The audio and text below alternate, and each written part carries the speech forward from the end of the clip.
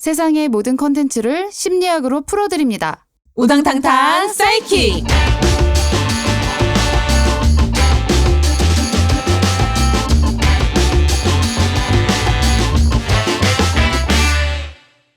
안녕하세요. 우당탕탕 사이킥의 김아름 작가입니다. 안녕하세요. 우당탕탕 사이킥 두 번째 마음의 노은정 소장입니다. 네, 지금 저희 사이킥 8번째 에피소드 녹음하고 있는데요. 네, 벌써 8번째까지 잘 왔네요. 녹음을 하고 있는 오늘은 비가 상당히 많이 온 여름이고요. 갑자기 예고 없는 그 기상이변으로 폭우가 좀 많이 내려서 네, 지방에 조금 약간 비가 너무 많이 내려가지고 조금 피해가 있는 그런 상황입니다. 소장님 어떻게 지내셨어요? 네, 잘 지내고 있었고 그동안 날씨는 많이 더웠지만 무더운 여름을 잘 지내고 있었습니다. 사실 요즘 일이 너무 많아서 바빠요. 네. 건강 잘 챙기시고요. 날도 더운데. 네, 저희 오늘 오랜만에 드라마 시리즈에 대해서 한번 이야기해 보려고 합니다. 우연찮게 이 드라마를 제가 보기 시작했는데 오랜만에 참 좋은 드라마를 만났다라는 생각이 들어가지고 제가 소장님께 12편을 다 보셔야 되지만 꼭 이 드라마를 같이 이야기해봤으면 좋겠다라고 그렇게 말씀을 드렸어요. 소장님 전체적으로 보시고 나서 어떠셨어요? 소감? 네, 사실 이 드라마에 대해서 이야기를 하시는 분들이 주변에 좀 많이 있어가지고 관심이 있었는데 또 이렇게 제안을 해주신 덕분에 제가 또 재미있게 잘 봤고 또 그 한겨레 칼럼 쓰는 거 자의식 과잉에 대해 썼거든요. 그 호수하는 말 이따 또 얘기하긴 하겠지만 그래서 덕분에 또 열심히 보면서 이런저런 생각들을 해보았습니다. 네, 실제로도 미지의 서울을 다뤄달라고 하시는 분들의 요청이 있었어요. 그래서 미지의 서울을 좀 감명 깊고 재미있게 보신 분들이라면 오늘 이 이야기가 조금 더 함께 공감이 되면서 나도 그 장면 참 좋았는데 이 인물은 이런 마음이었겠구나라고 좀 이해를 하고 네, 같이 좀 즐기는 그런 마음으로 들어주시면 좋겠습니다. 네, 그러면 미지의 서울에 대해서 제가 간략하게 소개를 드릴게요. 미지의 서울은 이제 막 30살이 된 쌍둥이 자매 유미래, 유미지 이 두 주인공의 이야기를 중심으로 드라마가 전개가 되고요. 유미래는 언니이고 서울에서 금융관리공사에서 일하는 그런 아주 똑똑한 첫째입니다. 유미지는 두손리라는 그 시골에서 엄마와 함께 단둘이 살면서 뭐 마을의 일을 도와준다든지 마트에 일을 한다든지 뭐 논밭에 나가서 뭐 일당을 받는다든지 하는 그런 일을 하고 있는 쌍둥이 동생으로 등장을 하고요. 근데 어느 날 그 서울에 살고 있는 언니, 쌍둥이 언니 미래가 직장 내 괴롭힘 때문에 출근을 하고 싶지 않아서 이제 자기가 살고 있는 아파트 건물에서 뛰어내리려고 해요. 병원에 입원을 하기 위해서 뛰어내리려고 하는데 그거를 우연히 이제 서울을 찾아갔던 미지가 그 사실을 알게 되면서 우리 그러면 바꿔서 살자. 내가 언니의 인생을 살게. 나는 너로 살게. 너는 나로 살아. 이렇게 서로 약속을 하면서 인생을 뒤바꿔서 이제 살기 시작합니다. 이제 그렇게 하게 되면서 이제 벌어지는 일들이라고 그렇게 생각해 주시면 됩니다. 그 바뀐다는 게 되게 좀 재미있었던 것 같아요. 그래서 실제로 저렇게 바뀌었을 때 뭐 주사를 대신 맞는다던가 그 분명히 문제가 될 텐데 그쵸? 뭐 수능 시험을 대신 문제가 되죠? 그쵸? 될 텐데가 아니라 문제가 되죠. 근데 또 전혀 생각해보지 않은 약간 또 뭐 내용들이 있어서 나도 쌍둥이였으면 바쁜 일 좀 대신해주고 좋을 텐데 막 그런 생각하면서 봤던 것 같아요. 네, 저도 그 초반에 이 쌍둥이 자매가 정말로 어린 시절을 같이 이렇게 성장해 나가는데 막 이렇게 힘든 것들을 조금 대신해주고 막 이런 장면들을 보면서 나도 바쁠 때 좀 나 대신 나가줄 쌍둥이 있었으면 좋겠다 이런 생각을 많이 했고요. 이 드라마가 또 좋았던 이유는 그 등장인물 주인공 2명에 대해서만 다루는 것이 아니라 그 주인공을 둘러싼 주변 인물 그 미지와 미래 고등학교 동창인 이호수, 이 남자아이 이호수에 대한 이야기 그리고 쌍둥이 어머니 2명에 대한 이야기도 이제 흘러가는 것이 조금 더 볼거리나 생각할 거리들을 되게 많이 주었던 것 같아요. 그래서 이 주요 인물 한 명 한 명에게 모두 서사가 있고 네, 성장의 스토리가 있다는 것, 이런 부분들이 이 드라마를 조금 더 매력 있게 느끼게 한 부분이었던 것 같습니다. 그리고 제가 이 드라마를 정보를 찾아보다가 발견한 게 되게 인상 깊었던 게 있어서 그거를 좀 공유를 해드리고 싶은데요. 이 드라마의 기획 의도가 아주 잘 소개되어 있어요. 근데 그 드라마의 기획 의도에 보면 이렇게 쓰여 있습니다. 내 삶은 이렇게나 복잡하게 꼬여 있는데 타인의 삶은 참 단순하고 쉬워 보일 때가 많습니다. 내가 저 외모였으면, 조건이었으면, 성격이었으면 인생이 지금보단 쉽지 않았을까 하는 상상을 하게 되죠. 그러나 막상 누군가의 삶을 자세히 들여다보면 저마다의 아픔과 고난을 가진 그저 행복하기 위해 치열하게 애쓰는 나와 똑같은 사람이라는 걸 깨닫고 비로소 사랑과 연민으로 그 사람을 바라보게 됩니다. 그런데 정작 스스로에게는 어떨까요? 그동안 어떤 아픔과 고난을 안고 살아왔는지 그 누구보다 잘 알고 있으면서도 남에게는 들이대지 않을 가혹한 잣대로 나 자신을 몰아붙이고 미워하고 있지는 않나요? 미지의 서울은 서로 인생을 바꿔 살아보며 내 자리에서 보이던 것만이 다가 아님을 깨닫게 되는 사랑스러운 쌍둥이 자매의 이야기로 다른 이의 삶을 마음 깊이 이해하는 다정함과 더 나아가 나의 삶도 너그럽게 다독일 수 있는 따뜻한 연민을 권하고자 합니다. 라고 이렇게 잘 쓰여 있는데 처음에는 이게 무슨 이야기지라고 생각을 했다가 드라마를 다 보고 나서 참 기획 의도부터 정말로 잘 출발한 드라마다. 그래서 이렇게 잘 쓰여질 수 있었구나 라고 이해하게 되었습니다. 그 쌍둥이라는 게 참 재밌다고 생각이 드는 게 이게 같은 듯 다르고 또 다른 듯 같은 어떤 모습들을 갖고 있으니까 뭐 예를 들어 뭐 인생의 선배라던가 아니면 뭐 어른이 아니라 같은 시간을 뭐 물론 이제 뭐 몇 살 더 몇 분 몇 초 많은 걸로 언니 동생 나눌 수는 있지만 그 같은 선상에서 어떤 시간을 보내는 나와 똑같은 사람이 어딘가에 있다라는 게 되게 진짜 든든할 것 같다라는 생각을 많이 했던 것 같아요. 네, 뭐 정신분석에서도 뭐 쌍둥이 전이 뭐 이런 표현들 있기는 하는데 이 미지의 서울에서 막 가끔 미지의 서울 막 미지의 세계 이렇게 얘기하기도 하고 그랬었는데 근데 이 미지의 서울에서 이 둘이 사실은 정말 같은 듯 다르고 또 성격이나 아니면 어떤 선택을 하는 것들 그런 것들이 뭐 이게 구별이 많이 되어지는데 나중에는 이게 사실은 정말 그러니까 한 명의 모습처럼 이제 이 안에선 분명 캐릭터로 전개가 되어지지만 우리 안에도 내 안에 있는 이 두 개의 좀 상반된 어떤 캐릭터들을 이렇게 좀 바깥으로 대입해서 보는 느낌으로 좀 생각해봐도 재밌을 것 같다는 생각했던 것 같아요. 맞아요. 저도 소장님 말씀 들으면서 참 공감을 했던 게 드라마를 보면서 어떻게 보면 그 두 개의 인생과 두 개의 선택을 동시에 할 수 있었던 한 사람의 이야기로도 볼 수도 있겠다라는 생각을 저도 했었고요. 그리고 실제로 이 미지와 미래의 역할을 한 배우가 박보영 배우죠. 혼자서 이 쌍둥이 역할을 다 해냈는데 어느 댓글에서 되게 재미있는 거를 발견을 했습니다. 박보영은 1인 사역을 한 것이다.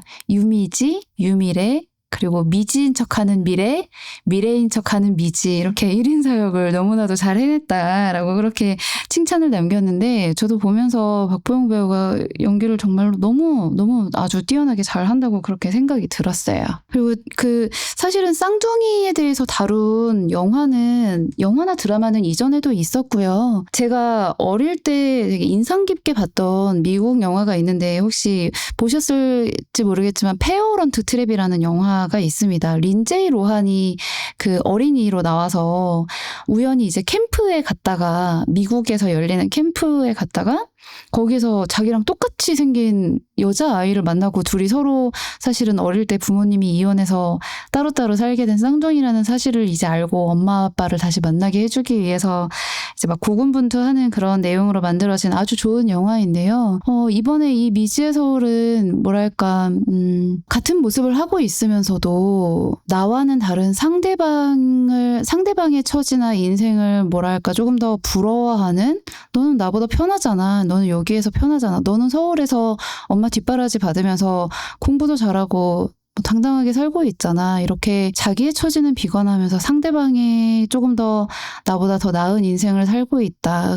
좀 그런 것들을 좀 부러워하고 질투하고 이러는 좀 갈등의 모습이 조금 나오는 게 약간 신선했습니다. 꼭 사이가 초반에 아주 그렇게 좋지만은 않았던 것 같아요. 바꿔서 살면서 오히려 더욱더 서로의 자기의 인생에 개입하지 못하게 하려고 하고 선을 넘어오지 못하게 이제 하려고 하는 약간 그런 모습들에서, 그리고 내가 잘 알고 있었다고 생각했지만 모르는 부분들을 되게 발견하게 되는 그런 모습 속에서 이 쌍둥이가 또 갈등하고 고뇌하고 문제를 해결하기 위해 좀 고군분투하는 그런 모습들이 나오는 게 좀 저는 인상 깊었어요. 네.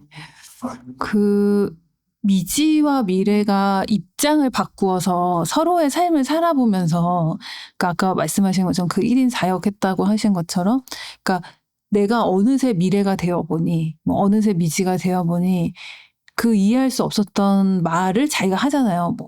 일하는 게 쉬운 줄 알아? 라던가, 이런 것들이, 정말 입장을 바꿔놓고 우리가 생각을 해본다고는 하지만 그게 또 그렇게 생각처럼 쉽지 않을 때들이 많이 있는데, 그 삶을 살아보니 정말 그 말이 자연스럽게 나오더라, 이런 거잖아요. 그래서 아까도 이제 말씀을 드리기는 했지만, 이 드라마에서 그렇게 이제 정말 동일선상에서 어떤 서로의 삶에, 그러니까 미지는 미래에 대해서 갖고 있는 생각이 있었고 미래는 또 미지에 대해서 갖고 있는 생각이 있었는데, 우리가 이제 내 안에서도 서로 그렇게 타협을 하지 못한다고 생각하는 어떤 두 개의 다른 나의 자아를 이런 쌍둥이의 개념으로 좀 생각해보고 둘을 대화를 좀 시켜본다던가 이러면 재밌을 것 같다고 생각을 했는데, 실제로 그 윌프레드 비온이라고 하는, 제가 이제 좋아하는 정신분석가인데, 그 학자가 이제 했던 개념 중에 상상적 쌍둥이라는 표현이 있거든요. 근데 이제 그 고도를 기다리며의 사무엘 베케트 있잖아요.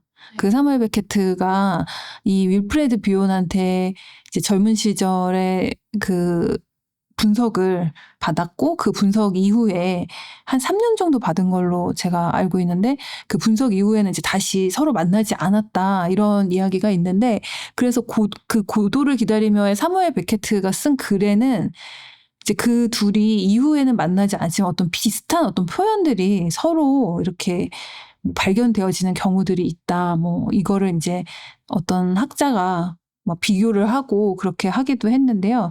이게 이제 서로가 서로에게 영감을 이렇게 좀 주고 받으면서 나와 이제 굉장히 비슷한, 이제 상상적 쌍둥이는 이미지너리 그 시블링 이렇게 표현을 하거든요.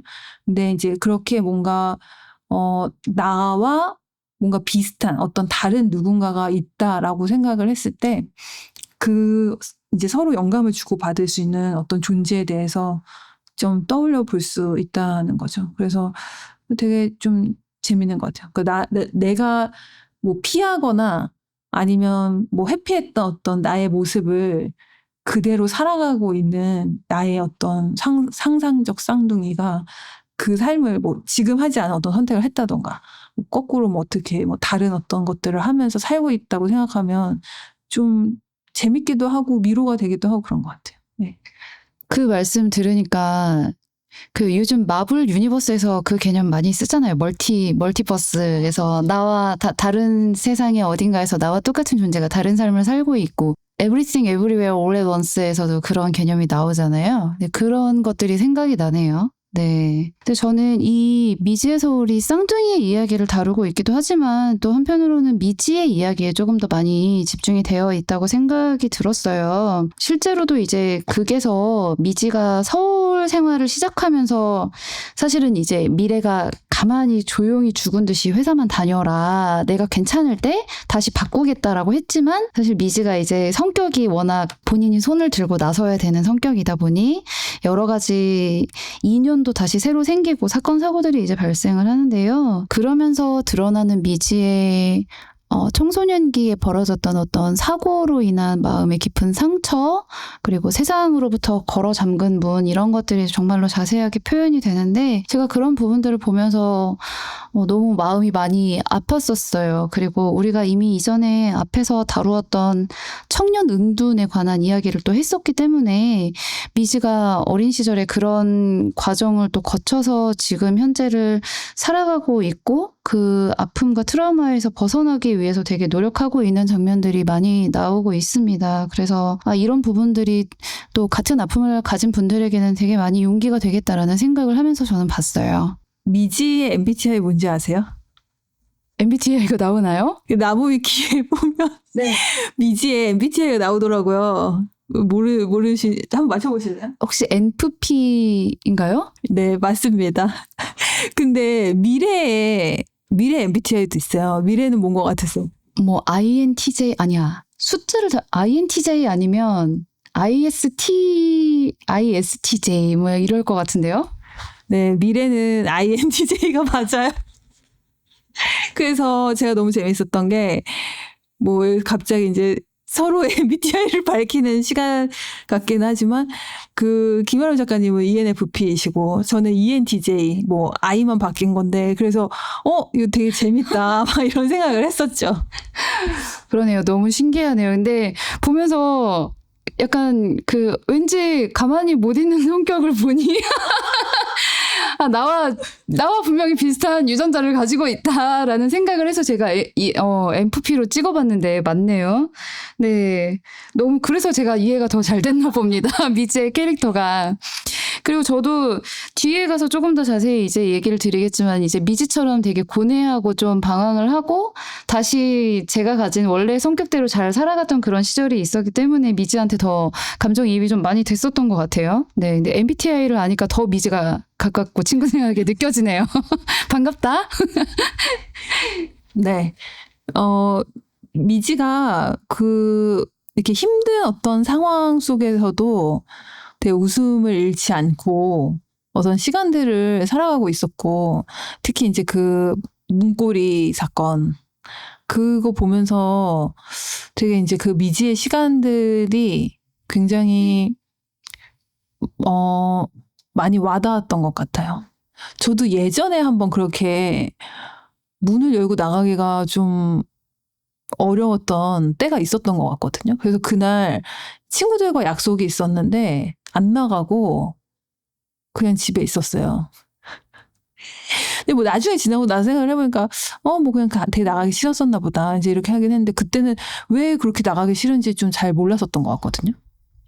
네, 저도 뭔가 첫사랑이 실패했을 때나 직장에서 이제 너무 힘든 직장 생활을 하고 이제 그만두고 나서 그럴 때 막 한두 달 이상씩은 정말로 집 밖에 안 나가고 집 안에만 있었던 것 같아요. 근데 물론 막 여기 있는 뭐 미지나 다른 분들만큼은 아니지만 뭔가 세상 밖을 나갈 용기나 그런 것들이 이제 없어서 에너지가 없어서 그런 선택을 하기도 했었는데 조금 더 자세히 설명을 드리면 미지가 원래는 체육 쪽에서 엘리트였습니다. 그래서 고등학교를 마치고 이제 대학교를 이제 육상으로 해서 가려고 했었는데 미지가 정말로 중요한 시합날 넘어져요.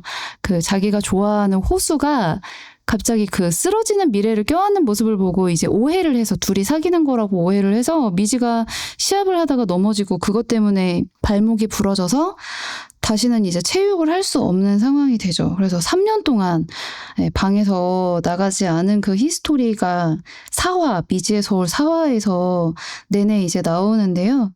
이 4화에서 맨 처음 나오는 멘트가 아주 인상적입니다. 미지가 이제 독백으로 시작을 하는데 오징어나 먹물은 위기에 빠지면 먹물을 뿜으면서 도망간다. 그런데 위기에 빠진 인간은 다른 동물에게선 찾을 수 없는 독특한 행동 양상을 보인다. 라고 하면서 3년 동안 문 밖을 나가지 않았던 스토리가 펼쳐집니다. 그런데 여기에서 중간중간 다른 에피소드들도 이제 펼쳐지지만 미지가 서울에서 미래인 척하면서 살아갈 때 우연히 알게 된 김로사 할머니라는 분이 있어요. 근데 이 할머니를 만나기로 한 날 할머니가 집에서 쓰러져가지고 연락이 안 되거든요. 그래서 미지가 할머니의 집을 찾아가면서 할머니가 쓰러져 있는 모습을 보면서 공황장애를 겪어요. 그러면서 과거의 일을 떠올리는데요. 예전에 미지가 은둔형 외톨이로 이제 방 안에서만 지내고 있을 때 할머니가 갑자기 쓰러집니다. 그래서 이 미지가 그때 이제 3년 만에 주변 사람들에게 도움을 청하기 위해서 밖으로 나가게 되는데요. 할머니를 이제 그때 빨리 이제 그 구하지 못했다는 죄책감 이런 것들에 좀 사로잡혀서 이제 살아가는데 중간에 미지가 어떻게 이 은둔형 외톨이로 정말로 침대에만 이렇게 누워 있을 때 할머니를 통해서 조금 용기를 냈는지 그 장면이 나와요. 근데 이 장면이 너무나도 좀 눈물 겪거든요. 엄마가 이제 문을 강제로 따고 열고 들어가서 막 일어나라고 이제 막 때리고 이제 미지를 막 나무라는데 할머니가 들어와가지고 우리 번데기 얼마나 큰 나비가 되려고 일어나 뭐 위로를 해주시죠. 그리고 뭐 지금처럼 아픈 데 없이 밥 잘 먹고 할머니랑 말동무 해주면 돼. 아무것도 안 돼도 돼. 할머니가 너 먹여 살리면 돼. 이렇게 이야기를 해요. 근데 미지가 너무 다 후회되고 걱정돼서 아무것도 못하겠다. 그리고 진짜 밖으로 나가야 되는 것도 아는데 나한테 남은 날이 너무너무 길어서 아무것도 못하겠어라고 울면서 얘기를 합니다. 나 너무 쓰레기 같다. 이렇게 할머니한테 얘기를 하는데 할머니가 사슴이 사자를 피해서 도망치면 쓰레기냐. 소라게가 잡아먹힐까봐 숨으면 겁쟁이야. 다 살려고 싸우는 거잖아. 미지도 살려고 숨은 거야. 그러니까 모양 빠지고 추저분해 보여도 살자고 하는 짓은 다 용감한 거야. 라는 그 위로의 이야기를 듣고 미지가 다시 조금씩 기운을 차리죠. 그래서 막 물론 바로 방 밖으로 뭐 나가거나 이러지는 못하는 것 같고요. 방 안에서 이제 뜨개질을 엄청 열심히 하죠. 이제 그러면서 할머니가 쓰러지고 그때 이제 본인의 이야기로는 내가 자발적으로 나간 것이 아니라 강제로 밖으로 나가게 된 거다라고 그렇게 이야기를 합니다. 그 장면은 사실 이제 뭐 할머니가 정말로 미지한테 되게 많은 어떤 위로와 든든한 역할을 해주셨을 거라는 생각이 들었고, 지난번에 힐빌리의 노래 때도 뭐 할머니 없는 사람들은 어떻게 해야 되나? 그러니까. 그 도대체 뭐 어디서 이런 말을 들어야 되나 막 이런 생각하기도 했는데, 그러니까 미지가 사실은 그 할머니에 대한 어떤 이야기들을 들으면서 되게 이렇게 도움이 많이 되는데, 근데 미지가 이제 고립을 선택함으로 인해서 막 그 전화기 선을 끊고 그걸로 인해서 이제 할머니가 아픈데 병원에 빨리 이제 연락을 취할 수 없었고, 그래서 이제 본인이 막 밖에 나가가지고 막 사람들한테 도움을 청하고 막 그랬잖아요. 근데 저는 그거 너무 좀 드라마타이즈 된 것 같다는 생각이 드라마가요? 엔티제.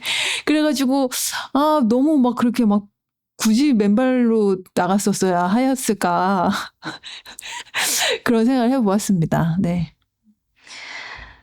네, 그래서 이 장면에서는 이제 그 내가 나라는 이유로 이제 가혹했어야 했던 거, 네, 사슴도 소라게도 다 살아남으려고 애쓰는데 왜 나를 가장 지켜야 할 순간에 스스로를 공격했을까? 내가 나에게 천적이다라는 그런 독백을 하면서 이 사화가 끝나는데요. 그때 그러니까 뭐 지금 현재형으로도 미지가 자기 혐오나 자기 비난을 그치지 못하는 상태이기도 했었지만 여기 나오는 그 등장인물 중에 호수, 미지와 서로 좋아하는 호수도 사실은 이런 어떤 자기 비난, 자기 혐오에 많이 이렇게 빠져 있었던 그런 친구로 등장을 하죠. 그래서 보통 지금 현재가 무언가 되게 불안정하거나 내 뜻대로 펼쳐지지 않는다는 생각이 들 때 이런 자기 혐오나 패배감이나 부적절감 같은 것들을 청년들이 특히 좀 많이 느낄 수 있게 되는 것 같아요. 근데 그런 차원에서 미지나 호수가 어떻게 보면 조금 비슷한 그런 내적 갈등이나 어려움을 겪고 있지 않았을까? 그리고 그것 때문에 둘이 서로 조금 더 공감을 할 수 있고 위로를 할 수 있는 존재이지 않았나 하는 생각도 해봤습니다. 그 호수의 캐릭터는, 그러니까 뭐 물론 상처를 가지고 있지만 굉장히 뭔가 성숙한 어떤 인물 같기도 하고, 그러면서도 너무나 이제 연약한 어떤 눈빛을 가지고 있고 그런 모습으로 그려졌던 것 같아요. 그래서 이제 저희 폭삭 속았수다 했었지만 마치 박보검 씨의 눈빛처럼 정말 뭐 너무 착한 그 상처 입은 어떤 눈빛을 막 그렇게 표현했다고 생각이 들고, 이제 호수가 이제 중간 이후부터 그 가족들과의 어떤 이야기들이 나오잖아요. 안 보신 분들한테는 스포일러 될 수 있을 것 같기도 한데, 근데 엄마와 그러니까 나를 낳아주지 않은 어떤 엄마와 둘이 남겨졌을 때 그 가족이 되어가는 어떤 모습 있잖아요. 그게 너무 많이 좀 와닿고 또 되게 좀 눈물 많이 났던 것 같아요. 네, 저도 미지의 소울을 보면서 좀 유독 인상 깊었던 그 화들이 있는데, 이 호수의 에피소드가 되게 자세히 나온 화가 11화입니다. 근데 이 부분은 조금 그 스포이기 때문에 아직 안 보신 분들, 그리고 나는 드라마 먼저 보고 싶다고 하시는 분들은 건너뛰셔도 되는데요. 호수가 어린 시절에 아빠의 재혼으로 인해서 이제 새엄마가 생겨요. 그 새엄마가 연분홍, 새엄마 이름이 연분홍인데요. 박선영 배우입니다. 근데 이 호수가 새엄마가 이제 생겼는데 친엄마의 기일이죠. 친엄마의 기일 때 이제 엄마를 보러 이제 가는 그날 새엄마랑 가기 싫다. 아빠랑만 둘이 가고 싶어라고 고집을 피우다가 이제 가는 길에 사고가 나서 아빠만 돌아가시고 호수만 살아남죠. 근데 호수가 엄청난 부상을 당해요. 그래서 온몸에 붕대를 다 칭칭 감고 이제 병원에서 깨어나고, 그럼에도 불구하고 또 후유증이 몸에 너무 많이 남아서 뭐 화상 자국도 있고 한쪽 귀가 안 들리고, 또 어린 시절에는 또 다리도 좀 성치 않아서 막 이렇게 불편하게 많이 걸으면 되게 힘들어하고 등산도 정말로 힘겹게 하고 이제 이런 몸을 가지고 있습니다. 그래서 그것 때문에 더 자기의 그런 새엄마에게 좀 짐이 된다, 부담이 된다라는 생각을 되게 많이 하면서 이제 살아왔었던 것 같아요. 그런데 이 미지의 서울 10화에서 11화 사이에 호수가 남은 한쪽 귀마저도 이제 안 들리면서 어떻게 보면은 그때 이제 미지랑 사귀고 있었는데 미지도 밀어내고 새엄마도 밀어내고, 그러니까 본인의 주변에 있는 모든 사람들을 밀어내고 혼자 있으려고 하는 시도가, 네, 그 11화에서 그 스토리가 이제 시작이 되죠. 호수가 누군가에게 절대 의존하지 않으려고 하잖아요. 힘든 것도 티를 내지 않고. 근데 이제 그 호수의 나름대로의 성장하는 어떤 모습들이 있단 말이에요. 이제 고등학교 때는 이제 아까도 말씀드렸던 것처럼 그 자의식 과잉이라고 하는, 미지가 이제 호수한테 생각이 너무 많아 보일 때 하는 표현이 너 자의식 과잉이다 뭐 이런 얘기 하는데, 사실 자의식은 그 셀프 컨셔스니스라고 해서 다른 사람의 눈으로 자꾸 나를 보는 거거든요. 그래서 그 눈으로 계속해서 내가 나를 보기 때문에 혼자 있을 때도 다른 사람에게 보여지는 것처럼 내가 나를 감시하고 굉장히 가혹하게 비판을 하고 있고, 뭐 이상하게 보이면 어떡하나 막 이제 이런 식으로 하는 건데, 실제로 이 자의식이라고 하는 것이 청소년 시기에 되게 높거든요. 그래서 뭐 상상적 청중이라는 말도 있는데, 내가 이제 무대 위에 그 사람들이 계속 나를 보는 것 같은 거예요. 그래서 뭐 걸을 때도 약간 뭐 삑살이라고 하면 좀 그렇긴 하겠지만, 걸을 때도 뭔가 좀 내가 이상하게 걸는 걸 사람들이 보면 어떨까, 뭐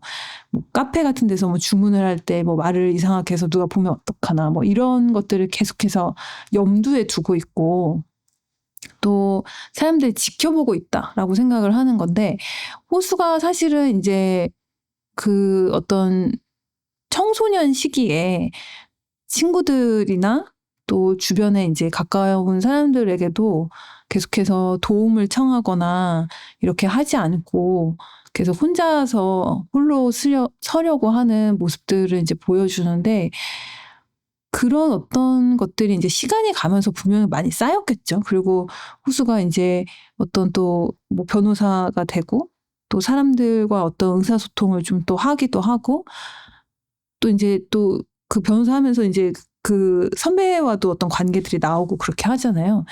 그런 것처럼 호수가 자기의 목소리를 내는 거, 그러면서 이제 자기를 다른 사람의 눈이 아닌 또 이제 나의 시선으로 내가 사람들을 직접 보고 나를 또 보고 이렇게 하는 모습들이 되게 좀 아주 뭐 더뎌 보일 수는 있겠지만 되게 또 흐뭇한 그런 느낌이 흐뭇한 거 아닌가요? 그럴 수도 있어요. 그러고 이제 그 미지한테 함께 있어 달라는 얘기를 했을 때, 이런 게 성장이 아니면 이걸 뭐라고 표현할 수 있을까? 뭐 그런 생각이 들기도 했던 것 같아요. 네, 사실 의존을 하는 것도 우리가 힘이 있어야 가능한 일인데, 호수는 그 전에 계속 도망만 갔지만, 결국은 미지에게, 나 같이 있었으면 좋겠다. 그렇게 이야기를 하잖아요. 그게 참 아름답고 좋았던 것 같아요. 네, 호수가 이런 성격을 이제 가지게 됐던 게 8화에서 되게 자세히 나오고, 그 다음에 또 11화에서 좀 그런 갈등이 풀리는, 어떻게 보면 한 단계 성장하는 그런 장면이 소장님의 말씀처럼 나오는데요.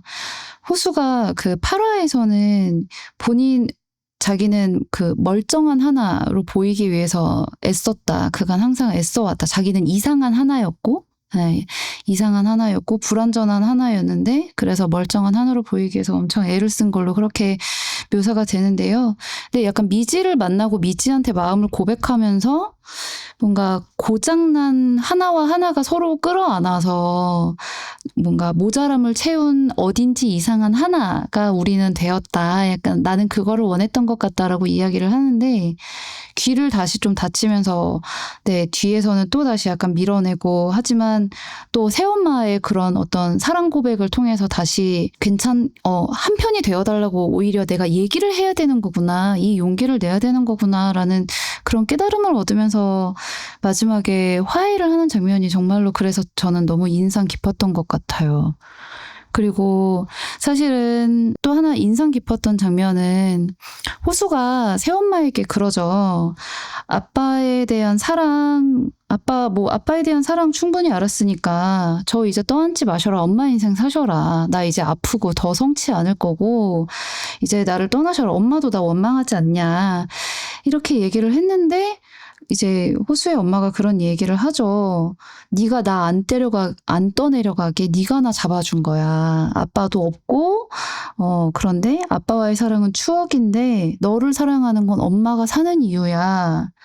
나를 살게 하는 네가 가족이 아니면 뭐겠니? 그래서 너 내 아들이다라고 그렇게 이야기를 하면서 이제 서로 껴안고 화해를 하죠. 그래서 거기 그 장면에서 사실 호수가 그런 깨달음이 있지 않았을까 싶어요. 나는 엄마에게 짐이었고 되게 나라는 존재는 정말로 귀찮은 사람이고 태어나면은 안 되는 존재였고 이런 생각을 했을 법도 한데, 사실은 새엄마를 살게 하는 어떤 되게 소중한 이유였다는 거를 깨닫고 나서 조금 더 마음이 달라지지 않았을까, 어떻게 보면은 입체적인 변화를 그때 좀 일으킬 수 있지 않았을까 하는 생각이 들었습니다. 네. 서로가 서로를 살게 한 거죠. 네.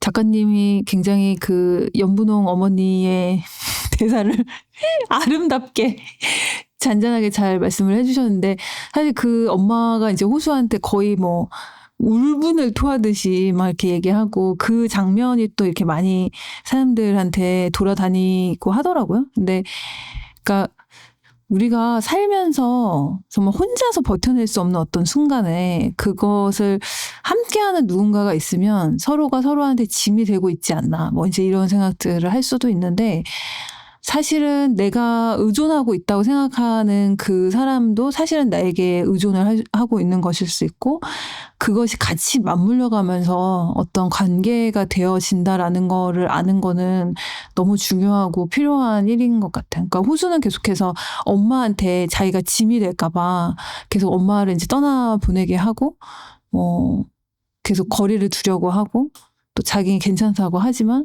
사실은 엄마는 또 호수를 통해서 어떤 그 억울함에 대한 어떤 시간들을 본인이 보낼 수 있었다, 이렇게 얘기를 하니까 그게 참 서로가 서로한테 어떤 의미가 되어 주었고, 그때 당시에는 그것들을 잘 알 수 없었지만 시간이 지나고 보니 서로가 서로 잡고 있었기 때문에 그 시간을 통과해서 지나온 게 아닐까, 그런 생각들을 좀 해봤어요. 네, 그래서 이때 호수 엄마가 호수에게 잡을 수 있는 건 그러니까 다 잡아라고 하고 나서 호수가 미지를 잡으러 가죠. 미지를 다시 잡으러 갑니다.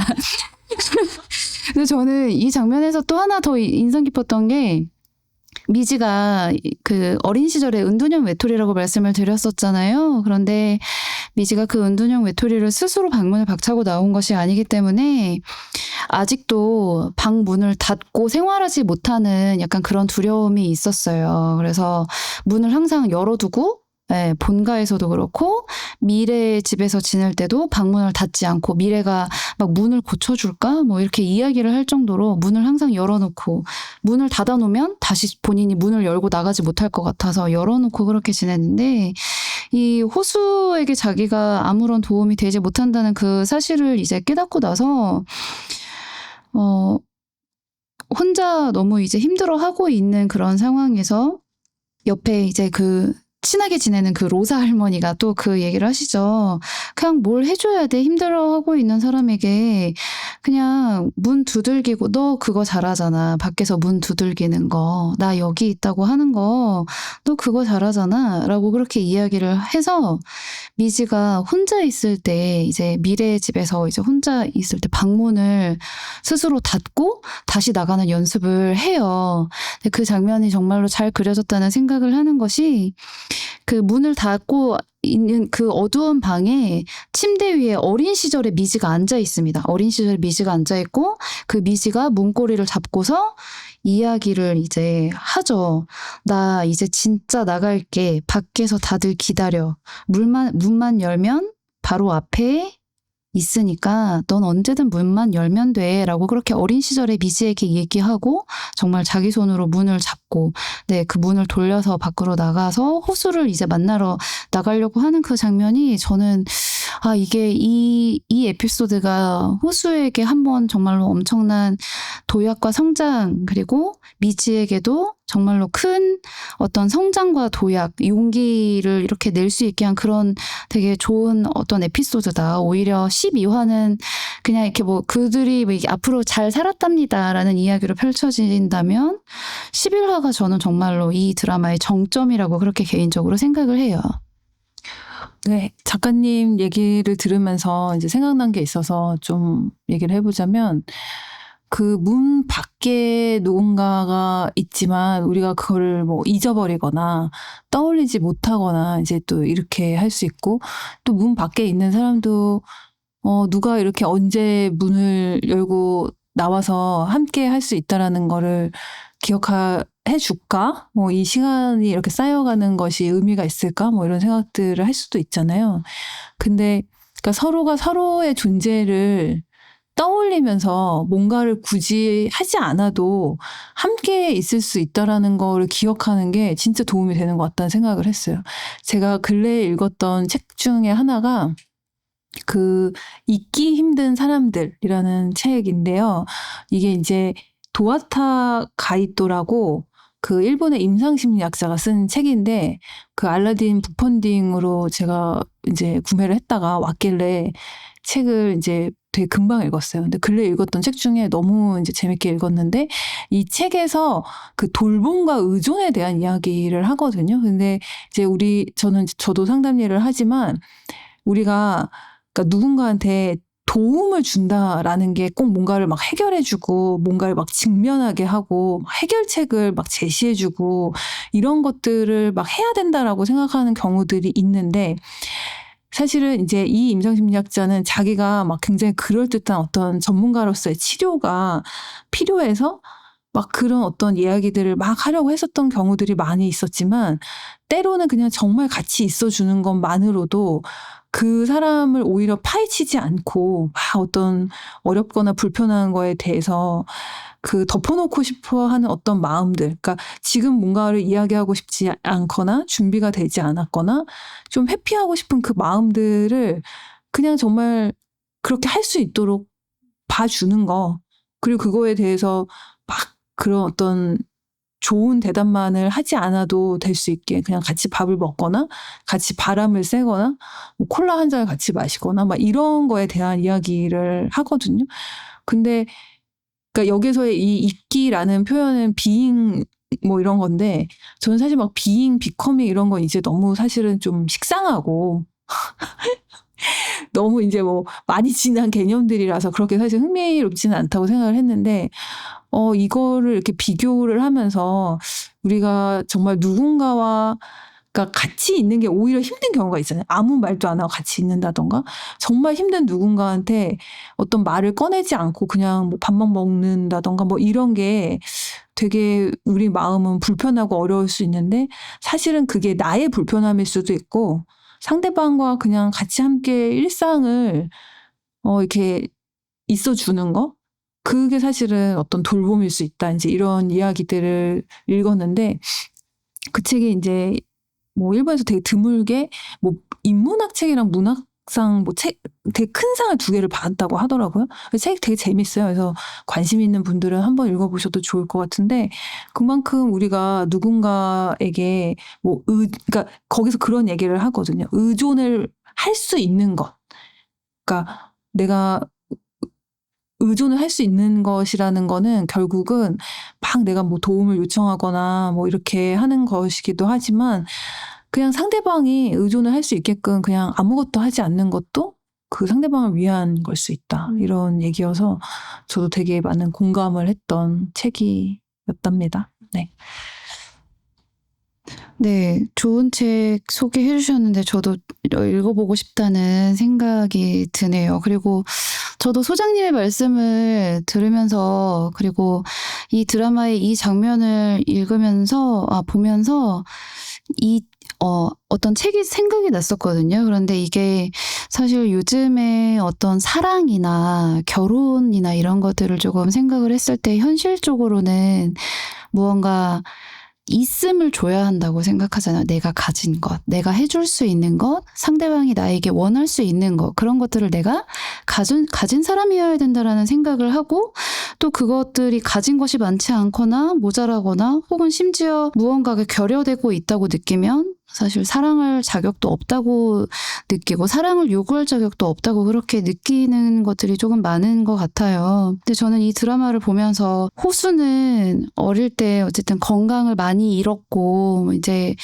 뭐 가족들도 어쨌든 부모님도 다 잃고 그런 어떤 결핍이나 자기 혐오에 많이 이제 빠져서 그것들을 메꾸기 위해서 최선을 다해 살아왔고, 미지는 또 어떻게 보면 은둔형 외톨이의 생활이 있었고 본인이 무엇을 원하는지 찾지 못하고 방황한 채 20대를 이제 그렇게 보냈었잖아요. 두손리에서. 그래서 어떻게 보면은 사실 정말로 현실적인 개념으로 따지거나 봤을 때 이 둘이 서로를 붙잡는다는 거는 너무 낭만적인 이야기 아닌가 하는 생각이 들 수도 있을 것 같아요. 그런데 저는 이 둘의 모습을 보면서 이 책이 생각났습니다. 이 좋은 책이어서 소개시켜드리고 싶어서 들고 왔는데, 신영철, 문학평론가 신영철이 쓴 정확한 사랑의 실험이라는 책이에요. 근데 이 정확한 사랑의 실험은 이제 뭐 영화 이야기를 주로 이제 중심으로 사랑에 대한 이야기, 철학에 대한 이야기를 많이 담고 있는데, 여기에서 그런 이야기를 합니다. 신영철 작가가 없음을 줄 수 있는 것에 대한 이야기를 하거든요. 그래서 제가 그 일부분을 좀 읽어드리겠습니다.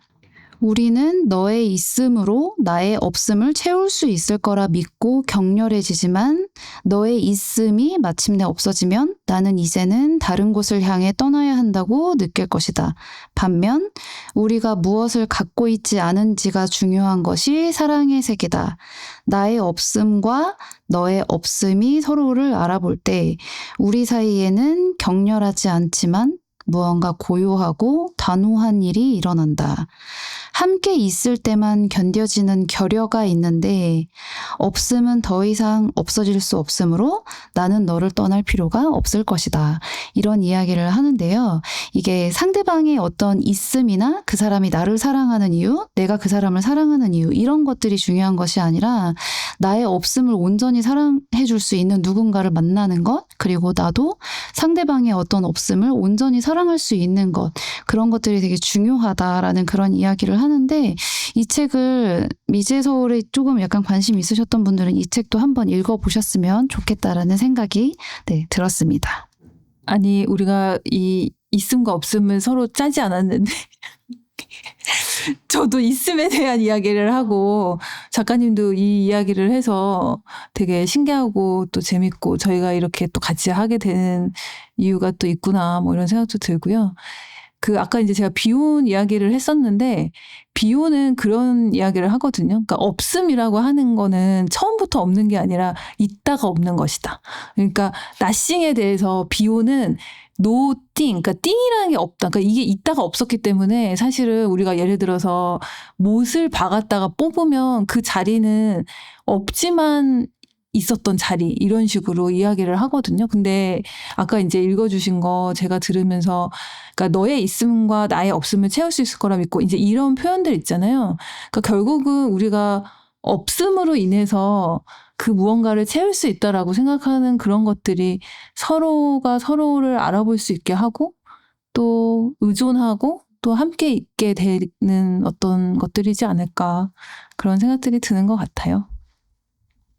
네, 저도 소장님 말씀 들으면서 이거 다음에 내가 또 이야기 좀 할 부분인데 되게 신기하다라는 생각을 들으면서 네, 했었는데요.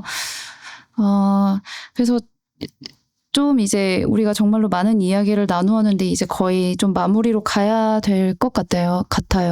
그래서 저는 이 드라마를 보면서 제가 주변에 괜찮다고 추천을 좀 많이 했었습니다. 제가 원래 드라마를 좀 많이 잘 안 보기도 하지만 또 좋은 영화나 드라마를 보면 주변에 꼭 보라고 이야기를 많이 하는데요. 특히 이 드라마는 좀 청년들에게 많은 도움이 되지 않을까. 지금 내가 좀 정체되어 있다. 그리고 내가 아무것도 아닌 것 같다라는 생각이 드는 그런 마음의 갈등이나 내적 어려움이 있는 젊은 분들께 정말로 많은 힘과 위로를 줄 수 있는 그런 드라마인 것 같다라는 생각이 들었습니다. 그리고 마지막에는 이제 결국에 미지와 미래가 인생을 바꿔 살지만 이젠 사는 장소를 바꿔 살기로 결정을 해요. 근데 이것도 정말로 유의미한 드라마의 결말이라는 생각이 들고요. 그러니까 어떻게 보면 이 미지와 미래처럼 그리고 뭐 이제 옆에 같이 주요 인물로 나왔던 호수의 모습처럼 지금 현재 마음에 들지 않는 그런 우리의 지금 모습이 때로는 마지막 모습인 것처럼 생각이 될 때가 있어요. 이 모습이 영원히 변하지 않을 것 같고 내가 마음에 들어하지 않은 이 모습이 영원할 것 같고 이것이 받아들여지지 않고 그래서 내일이 보이지 않고 특히 힘들고 어려울 때 더 그런 생각에 빠져들지만 돌아보면 절대로 그렇지 않다는 그런 말씀을 드리고 싶고요. 그래서 지금 여기에서부터 언제든 다시 시작할 수 있다는 것 그리고 또 한 가지는 아까 앞에서 말씀드렸던 것처럼 다른 사람의 인생은 좋은 면만 보고 저 사람의 인생은 괜찮은데 내 인생은 왜 이렇지 나는 왜 이렇지라는 생각을 하며 스스로에게 좀 가혹하게 대하기보다는 내가 지금 여기에서부터 원하는 것이 무엇이지? 내가 원하는 인생이 어떤 것이지? 라는 생각들을 조금 해보실 수 있는 그런 드라마, 좋은 드라마라는 생각이 듭니다. 네, 좋은 이야기 많이 해주셔서 저는 뭐 다 할 말을 미리 해주셨기 때문에 마무리하는 말은 나중에 그 미래의 부손리에 대해서도 좀 기대가 되고, 네. 그 딸기 농장 잘 됐으면 좋겠다. 이렇게 얘기를 하며 오늘의 인사를 덧붙이겠습니다. 네, 그러면 12회 마지막 엔딩 나의 서울로 미지의 서울로 끝나고 나의 서울로 끝나는데 왜 미지의 서울인지 아시죠? 어제는 끝났고 내일은 멀었고 오늘은 아직 모른다. 네, 이 미지의 서울에 자주 등장하는 이 대사를 네, 마지막으로 하면서 사이킥 이번 시간은 여기에서 마무리하도록 하겠습니다. 감사합니다. 감사합니다.